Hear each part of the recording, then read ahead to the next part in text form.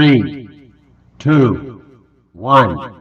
Assalamualaikum warahmatullahi wabarakatuh. Perkenalkan, nama saya Nida Fitri Dumina, NIM 2119274. Di sini saya akan menjelaskan pembuatan media atau alat peraga, materi macam-macam najis dan tata cara mensucikannya untuk kelas 7 semester 1, dimana kita pertama kita ngeprint. Kita print dulu tulisan maupun gambar-gambar yang berkaitan. Lalu kita membutuhkan kardus. Kardus di sini sudah saya potong-potong agar menyingkat waktu. Terus kita juga membutuhkan solasi dan gunting untuk menyatukan ini semua. Ini caranya.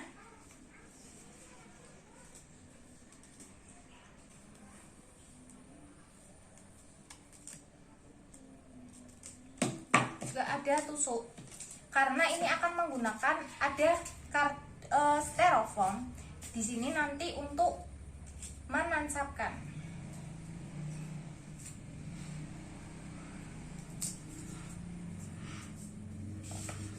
Nah,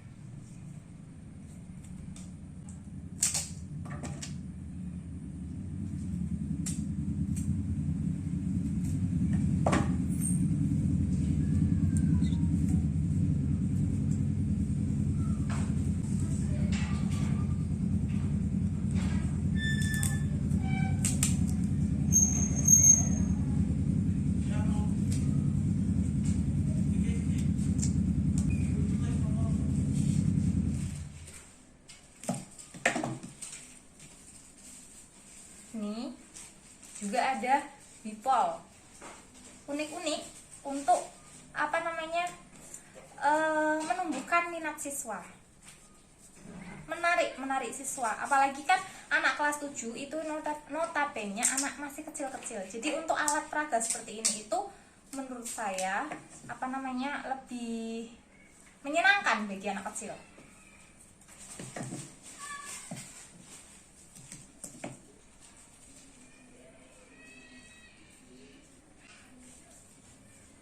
Nah, di sini saya ada 3 macam najis, yaitu najis mukhafafah, najis mutawasitoh, dan najis mughaladoh. Terus saya juga punya air, ada wipol, ada pel-pelan, ada debu, ada air kencing bayi laki-laki. Ini saya umpamakan sebagai air kencing bayi laki-laki yang berusia kurang dari 2 bulan dan belum makan selain ASI. Nanti itu akan dijelaskan ketika pemaparan sama siswa.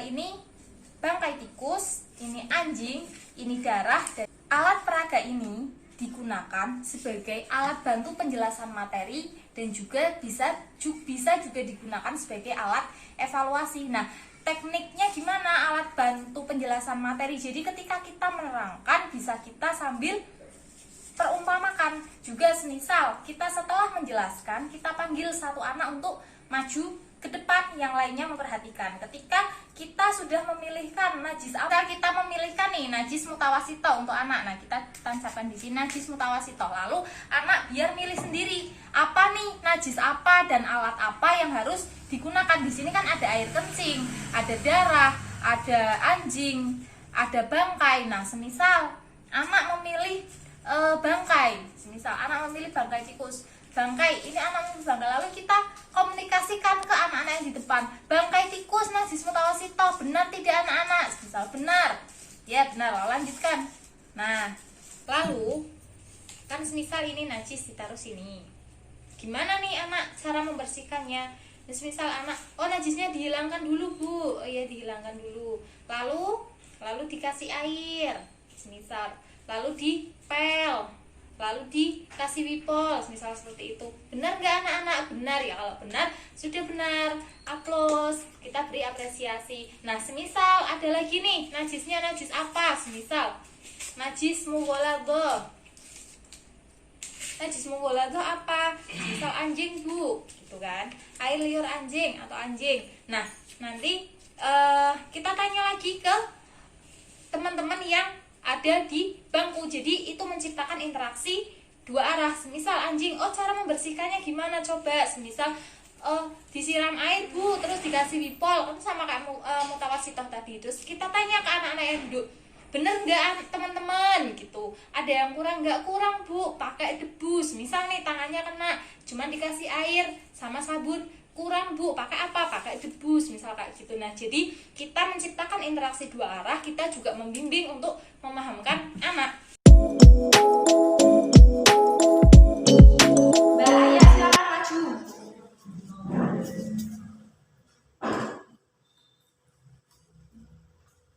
Di sini ada alat-alat pembersih, ada najisnya. Silahkan pilih yang najis mutawasitoh yang mana? Ini apa?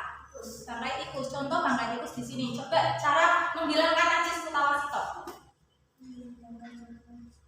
Dihilangkan najisnya, terus disiram air, terus dipel. Gimana anak-anak? Sudah benar? Karena masih jauh. Berarti masih ada najisnya. Gimana cara ngilangin bau? Kasih wipol, terus dikasih air, terus dipel. Sudah benar? Benar. Terima kasih. Nah, terus gimana kok cara alat peraga ini sebagai alat evaluasi? Caranya adalah dengan kita duduk di meja guru, sediakan ini semua, kita asak-asak, kita satu persatu anak maju, suruh mempraktekkan, membersihkan najis-najis tersebut.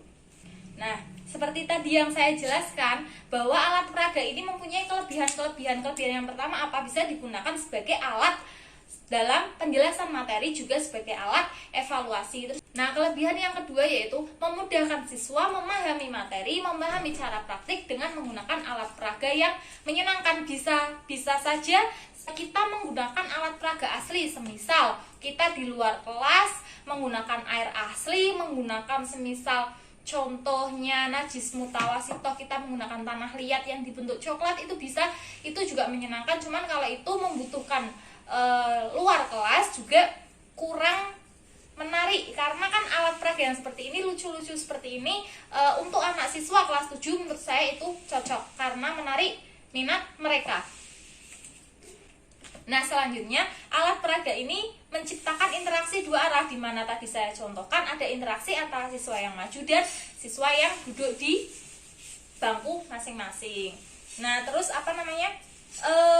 Kekurangannya itu apa sih? Kekurangan dari alat peraga ini tentu ada kekurangannya, karena ketika semisal kelas luas atau jumlah anak dengan kelas dengan jumlah anak yang banyak, itu nanti akan menyulitkan siswa yang berada di belakang untuk melihat gambar ya. Meskipun kita tetap menggunakan suara, bagaimana ini sudah benar atau belum pembersihannya seperti ini, kayak gitu. Meskipun dengan suara mungkin yang belakang kurang dapat melihat. Nah, ini bisa diatasi dengan menggunakan alat peraga yang lebih besar, tentunya memakan bahan dan ketelatenan membuat juga.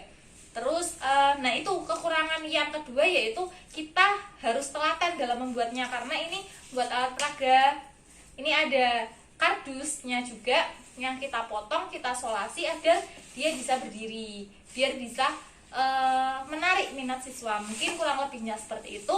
Terima kasih. Wassalamualaikum warahmatullahi wabarakatuh.